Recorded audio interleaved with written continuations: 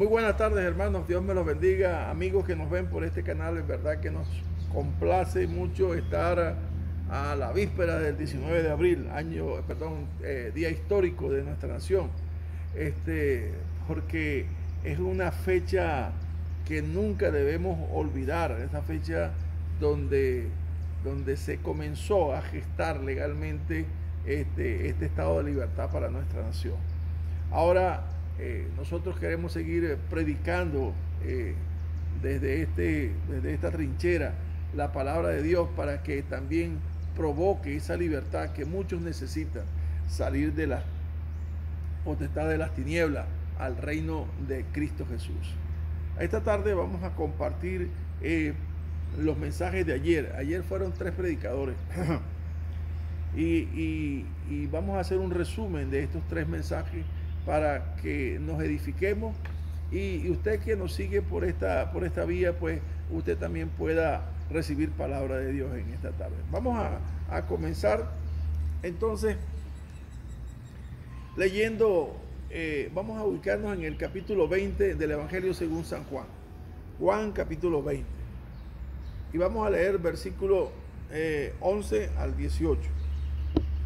Jesús se aparece a María Magdalena.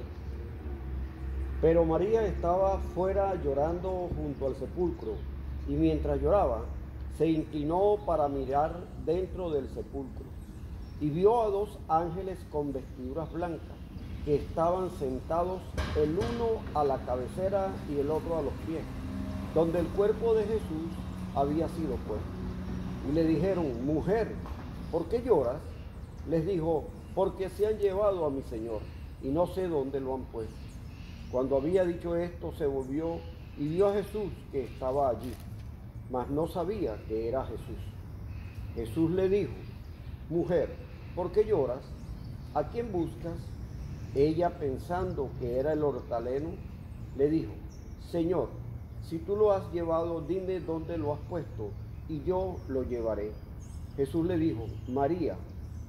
Volviéndose ella le dijo: Raboní, que quiere decir maestro. Jesús le dijo: no me toques, porque aún no he subido a mi Padre. Mas ve a mis hermanos y dile: subo a mi Padre y a vuestro Padre, a mi Dios y a vuestro Dios. Fue entonces María Magdalena para dar a los discípulos las nuevas de que había visto al Señor y que Él le había dicho estas cosas. Ok, fíjense, el predicador en el primer mensaje, él acotó algo así como la paradoja de los creyentes. La paradoja, ¿por qué? Bueno, porque si en pasajes anteriores él le dijo que en Marcos que él tenía que entrar a Jerusalén, ser acusado, ser entregado y ser justiciado por los judíos y entregado a los romanos y ser muerto y resucitar. ¿Se acuerdan con el pasaje que él dijo cuando salieron del templo, que la gente, ellos, los discípulos, se maravillaban por la magnitud de la obra del templo? Y dice: este templo lo destruirán, pero en 3 días lo levantaré. Y ellos preguntaban: pero ¿cómo? Si el que lo construyó se tardó 40 años en hacerlo, ¿cómo tú en 3 días lo vas a levantar? Y dice el pasaje que él no se refería al templo donde ellos se congregaban, sino a su propio cuerpo. En 3 días lo levantaré. Y también dijo él a sus discípulos: tengo potestad de entregar mi vida y tengo la potestad de volverla a tomar. No fue una sola vez que él les dijo eso. Fue en varias oportunidades que le dijo que era necesario entregar su vida en rescate de muchos. A veces uno se asombra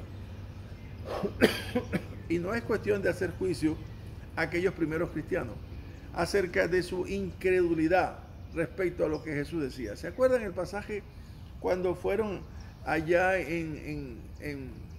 a ver al Gadareno, que se tomó la tormenta? Esa tormenta provocaba tal zozobra en hombres que eran marineros de oficio, y yo diría que de tradición, de padres marineros, niños marineros y hombres marineros, que estaban acostumbrados a las tempestades, pero esta fue una tempestad tan alta que poco más y zozobraba la barca donde iba.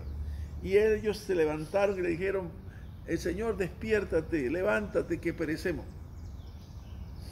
Cuando hubo venido la calma por el poder de la palabra del Señor Jesús, dijo: cálmate, viento, cesa ya, y agua, cálmate.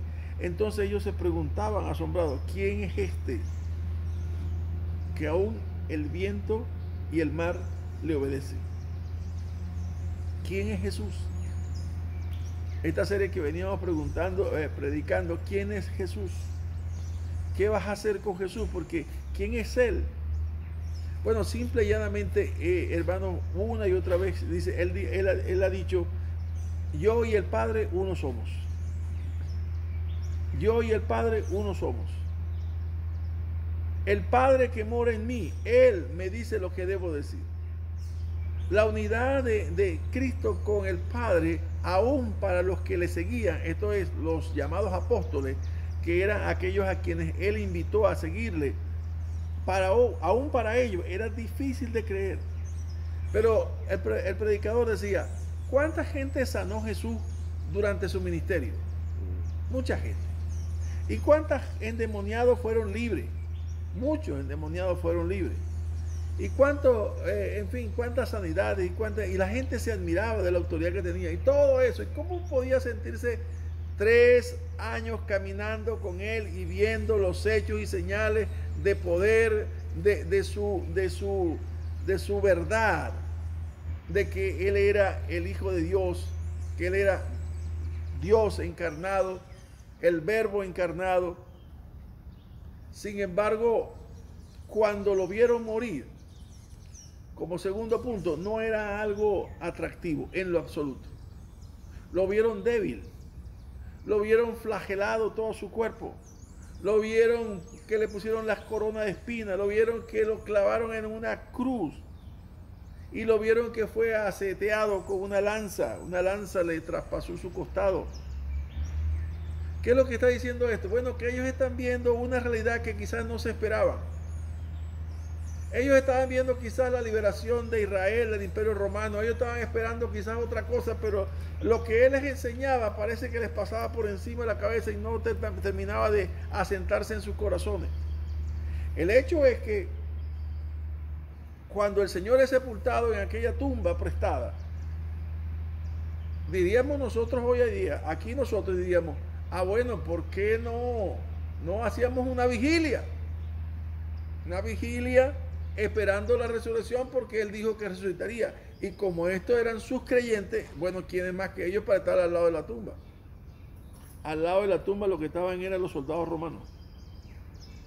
A veces uno dice: bueno, por si acaso es verdad lo que dice, pues quizás los romanos le creían más a la posibilidad de que resucitara que los mismos creyentes que creían que resucitara. Bueno, el asunto es, hermano, es que no había nadie ahí en la tumba. ¿Sabe por qué? Porque la realidad les dictaba una clase que parece más asimilada que las palabras que Jesús le había dado. La realidad era que había muerto. La realidad era que lo habían bajado de la tumba muerto. La realidad es que lo envolvieron en un sudario, lo envolvieron y lo pusieron ahí en la tumba prestada de este señor José. Ahí estaba Jesús, muerto, y rodaron la piedra y ahí no salía. Es más, pusieron un sello romano que nadie podía romper. ¿Cuál era la realidad? ¿Qué le estaba diciendo la realidad a ellos? Está muerto. ¿Qué más le estaba diciendo? Se acabó todo. Se acabó la ilusión, se acabó lo que ellos imaginaban que iba a ser la liberación de Israel, se acabó, todo se acabó. ¿Por qué? Porque lo mataron.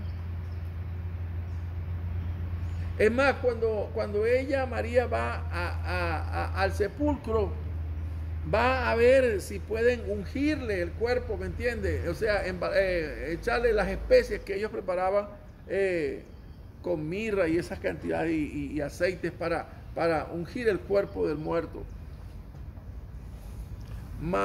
Mayor sorpresa que la que ella se lleva cuando ve que la puerta está rodada, la piedra de la puerta está rodada.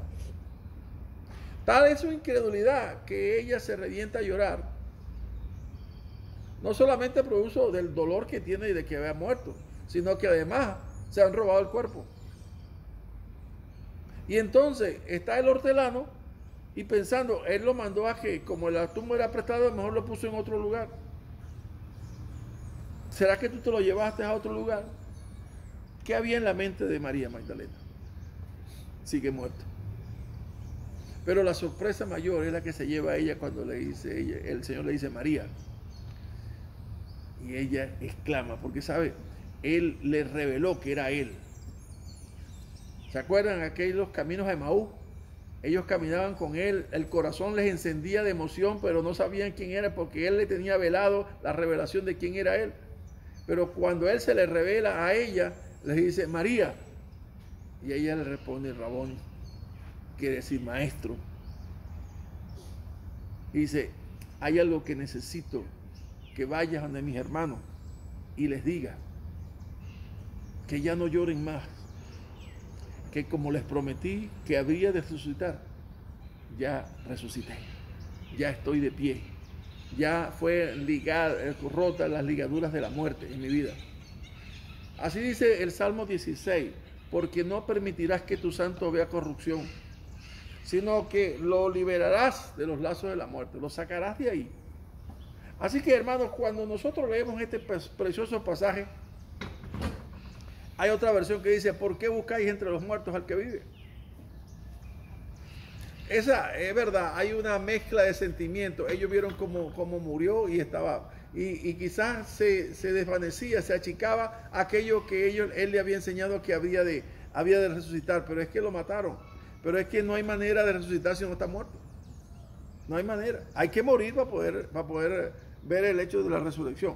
Así que ahora nosotros podemos predicar a un Cristo resucitado. A un Cristo, no el de la cruz, no el de la tumba, sino el que Dios le levantó de la tumba. A un Cristo resucitado. Y no hay más llanto, ni dolor, ni gemido. Él no está muerto, está vivo. Y para la gloria de su nombre, nosotros estamos aquí como testigos suyos para declarar una y otra vez que Él resucitó. Así que hay una obra que Él manda aquí, una orden que da. Dice, ve y dile a mis hermanos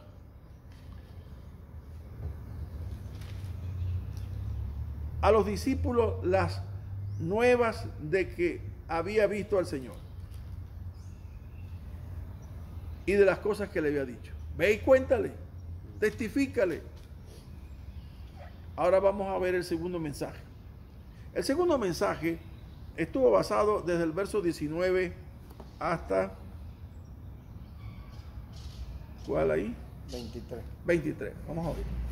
Jesús se aparece a los discípulos. Cuando llegó la noche de aquel mismo día, el primero de la semana, estando las puertas cerradas en el lugar donde los discípulos estaban reunidos por miedo de los judíos, vino Jesús y puesto en medio les dijo, paz a vosotros. Y cuando les hubo dicho esto, les mostró las manos y el costado, y los discípulos se regocijaron viendo al Señor. Entonces Jesús les dijo otra vez, paz a vosotros. Como me envió el Padre, así también yo os envío. Y habiendo dicho esto, sopló y les dijo, recibid el Espíritu Santo. A quienes remitiréis los pecados, les son remitidos. Y a quienes se los retuvieses, les son retenidos.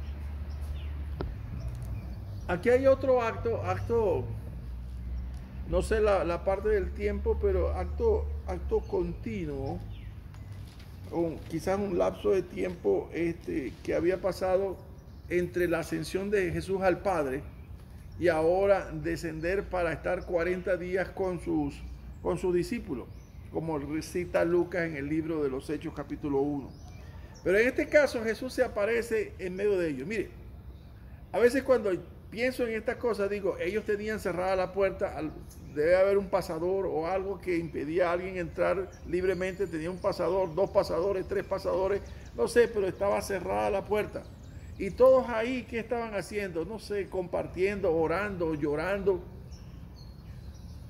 Pero el saludo hebreo de Shalom, ¿qué quiere decir? La paz de Dios sea con ustedes.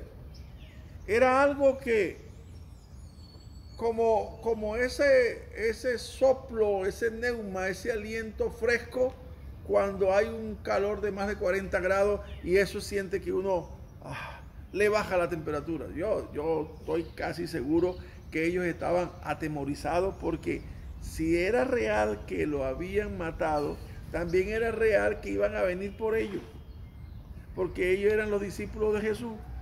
Entonces seguramente la arremetida para extinguir lo que llamaban ellos esta secta nueva, había que eliminarlos a todos. Y ellos estaban seguramente atemorizados porque habrían de ser capturados por los romanos y por los judíos. Pero Jesús se adelantó a cualquier cosa y le dijo: paz a vosotros. Amén. ¿Sabe?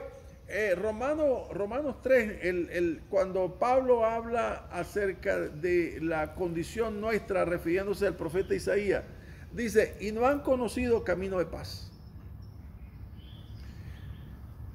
Si algo más que el alimento, más que el vestido, más que el recurso económico, si hay algo que el hombre necesita en su ser, es tener paz con Dios. Claro, porque la paz con Dios es una paz integral. La paz con Dios produce bienestar de salud, bienestar físico. La paz con Dios es tener una comunión con Dios. No puede un hombre que no tenga comunión con Dios vivir en paz, no puede. Aunque tenga todo el dinero del mundo, aunque tenga todos los placeres que pueda brindar el mundo, aunque vaya con los yates y con los carros más lujosos del mundo, jamás conocerá lo que es la paz, a menos que Dios se revele a su vida y le dé paz. Bueno, estos no era el caso de los yates, sino el miedo de que los romanos vendrían por ellos. El caso también del pasaje anterior dice que cuando las mujeres fueron y testificaron, como dice Marcos capítulo 5, que testificaron acerca de lo que había experimentado, de lo que Jesús le había dicho, ¿saben lo que dice el pasaje? Dice que y ellos no le creyeron. O sea, no le creyeron. A pesar de que había una persona que había dado testimonio de que había visto al Señor, no le creyeron. ¿Ustedes creen que, cómo diría María Magdalena, que había visto al Señor? Mire, yo creo que yo vi al Señor allá en la tumba, se me apareció a mí. No, yo creo que no lo dijo así. Quizás lo dijo como la mujer samaritana cuando bajó a Samaria. He conocido a uno que me ha revelado todo lo que yo he hecho en mi vida. Vengan, porque quizás este sea el Mesías. O sea, tuvo que ponerle que la pasión normal de la tremenda experiencia de haber visto al Señor. Hermanos, he visto al Señor, no está muerto, está resucitado, como Él dijo que resucitaría, resucitó, ven. Y aún así, con toda la pasión que aquella mujer. Y saben que las mujeres son los seres de mayor influencia en el mundo. Desde el Edén hasta siempre las mujeres son. Bueno, por aquí esos hombres estaban petrificados del miedo. No les hizo ni mella la declaración, el testimonio de María. Entonces, ante esa situación, el Señor dijo: es necesario que yo me presente en medio de ellos. Vuelvo a referirme al caso de la barca, cuando iban a la región de Gadara. La tormenta se levantó. Aquí ellos tenían una tormenta, ¿me entienden? No por una tormenta física, sino emocional. De nada más pensar que los fueran a clavar en una cruz y a morir como el Señor murió. Eso para ellos era algo que yo creo que ni dormían. La vigilia era obligada, era forzada. Pero era de miedo, no de fe, ni de esperanza, sino del miedo que los romanos vinieran por ellos. Pero él dijo esto: paz a vosotros. Y yo decía, este debe ser nuestro verdadero saludo entre los creyentes. La paz de Dios sea contigo. La paz de Dios sea contigo. Eso fue lo que el Señor mostró. Mire, van a venir tiempos difíciles. Óigame, van a venir tiempos tan difíciles que nosotros vamos a pensar que en algún momento vienen por nosotros. Yo soy de los que creen que nosotros vamos a vivir persecución. vamos a vivir algún tipo de persecución como lo estamos viviendo no solamente en Asia, en el Medio Oriente, en la India, o en China, o en Rusia, sino como lo vamos a estar viendo que se está viviendo también aquí en Centroamérica y en Sudamérica. No faltará, mire, ya está pasando en Canadá. Bueno, eso va a venir como una ola en los próximos años. Espere aquí al 2025 y usted se recordará de este video que le estoy dando hoy.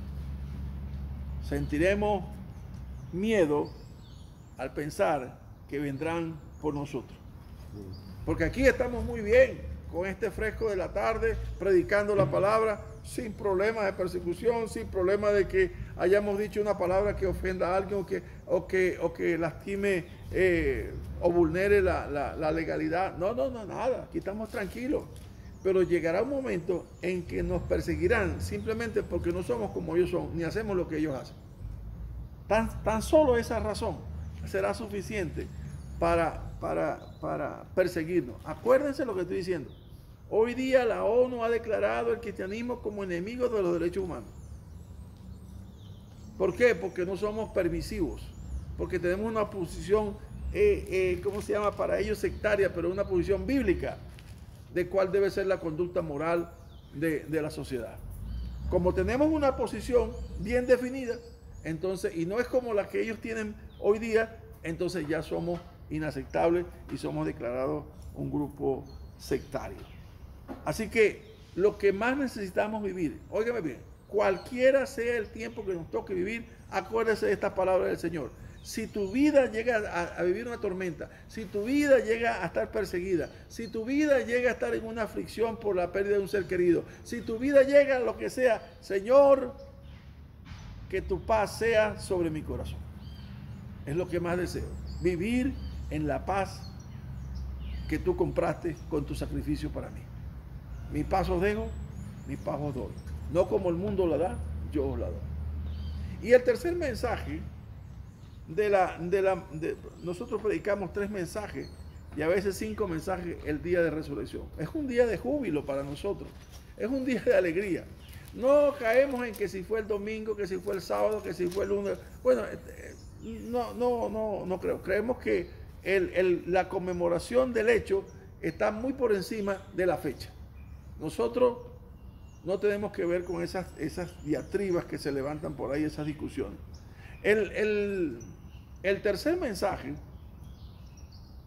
habló acerca de la fe. ¿Sabe qué? Cuando hablamos de la importancia, del alcance y la importancia de la resurrección de Cristo. El alcance y la importancia de la resurrección es el siguiente. 1, en primer lugar, es el fundamento de nuestra fe. En otras palabras, la fe nuestra, la fe del Evangelio, la fe de creer que Cristo es el Hijo de Dios, la fe de creer que Él vino a vivir una vida ejemplar y sin pecado, la fe de creer que Él murió de una muerte vicaria. Vicaria significa en sustitución de, en lugar de, una muerte vicaria. Que la fe en que Él vino a ser el cordero expiatorio, o sea, aquel que se daría en expiación o en pago por la deuda que nosotros debíamos haber pagado. La fe creyendo en que Dios la resucitó de los muertos. Nuestra fe se fundamenta ahí, en la resurrección de los muertos.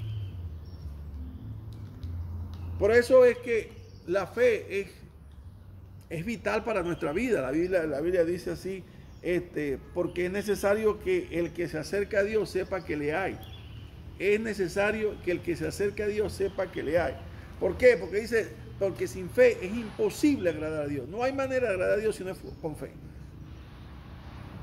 Y es necesario que el que se acerque a Dios sepa que le hay y que es galardonador de los que le buscan. Nosotros los que vivimos en esta época que nos ha tocado vivir, nosotros si tiene que haber algo primeramente emblemático, representativo de nuestra vida, es nuestra fe.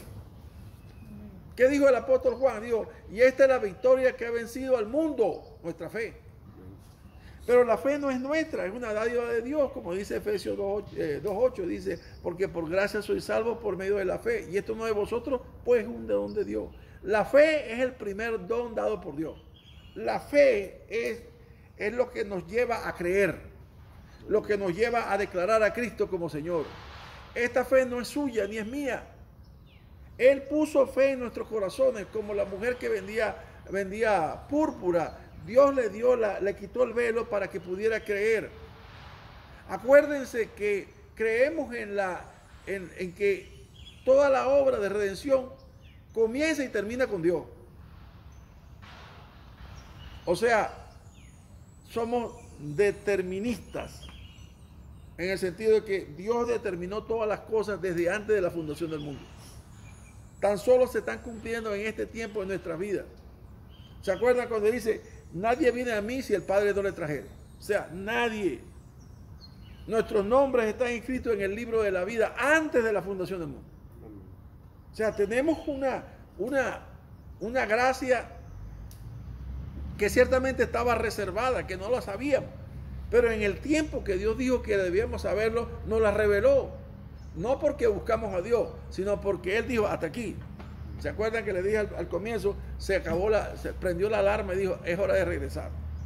Y nos volvimos a Dios porque Él nos trajo a Él. Así que, justificados pues por la fe, tenemos paz para con Dios. Por medio de nuestro Señor Jesucristo. La conclusión que dice el pasaje de Romano dice, concluimos pues que el hombre es justificado por fe y no por obra. Ahora, ¿qué tiene que ver la fe con la resurrección de Cristo entre los muertos? Hermano, tiene que verlo todo, porque el sustento de nuestra fe, que es la que vence al mundo, que es la que nos hace perseverar hasta el fin, es la resurrección de Cristo de los muertos. Si Cristo no hubiese resucitado, como dice Pablo allá en Corintios 15, vana es nuestra fe. Todavía estáis muertos en vuestros delitos y pecados, todavía. Mas Cristo, habiendo resucitado, entonces entendemos por la fe de que Dios aceptó el sacrificio de Cristo como la expiación necesaria para redimirnos a nosotros y declararnos a nosotros ahora justos. ¿No es maravilloso esto?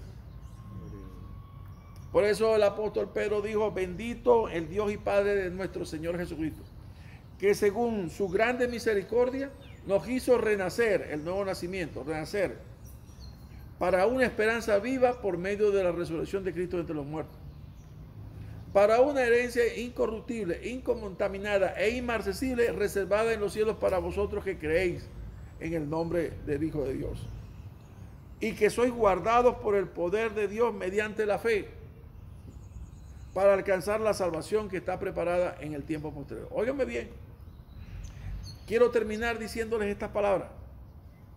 Usted tendrá una salvación postrera. ¿Cuál, pastor? Cuando esto corruptible se vista de incorrupción y esto mortal se vista de inmortalidad, entonces diremos, sorbida es en victoria la muerte. ¿Me está oyendo? Cuando esto corruptible, este cuerpo que se va degradando, nos va poniendo viejo, nos va poniendo arrugado y hasta que moramos, ¿verdad? Cuando esto corruptible se vista de incorrupción, que no es incontaminado, y esto mortal se vista de esto que va a morir, se vista de inmortalidad, o sea que nunca más verá muerte, entonces diremos, sorbida es la muerte en victoria. Eso es la culminación de lo que esperamos. Lo que esperamos es que este cuerpo se revista de gloria, así como Cristo fue revestido de gloria. Él es la primicia, Él es la garantía de que nosotros también seremos revestidos con aquella gloria con que Él fue revestido. ¿Usted no se imagina esto? No, yo sé que no se lo imagina. Usted, es que ni que intente se lo va a imaginar. No va a llegar a esa. Mire, Juan, cuando lo vio en el capítulo 1 de Apocalipsis, él vio y él reconoció que era el Hijo del Hombre, el que estaba ahí, y que su rostro era como un sol, y sus cabellos eran blancos, y sus vestiduras blancas, y dice, y toda aquella descripción que hace en el capítulo 1 del Hijo del Hombre. Así, fíjese, mírese en ese espejo, así usted y yo seremos revestidos con esa misma gloria que Cristo fue revestido. ¿Sabe por qué? Porque Él dijo en Juan 17, y quiero que donde yo estoy, ellos también estén. Amén. Para estar donde Él está, hay que estar en la condición que Él está también. Hay que estar revestido de esa gloria con que Cristo fue revestido. Así que, hermano, alégrese donde quiera que vaya, gócese, porque la resurrección de Cristo es la realidad, es la verdad, ¿me entiende? Y es el fundamento de nuestra fe, y es nuestra paz, para que no ande por ahí como la gente buscándole 5 patas al gato. No, para que, como el Señor le dijo a Tomás, más te vale ser crédulo que incrédulo. Crea en el Señor. No viva en esa paradoja de que si es o no, o de racionalizar o no. Es pues la fe, la certeza de lo que se espera, la convicción de lo que no se ve. Usted está esperando ser revestido. Lo único que está esperando el cristiano ahorita es ser revestido de gloria, con que Cristo fue revestido de gloria. Amén. El Señor les bendiga donde quiera que estén, y que, bueno, esta palabra Dios añada bendición para ustedes. Amén.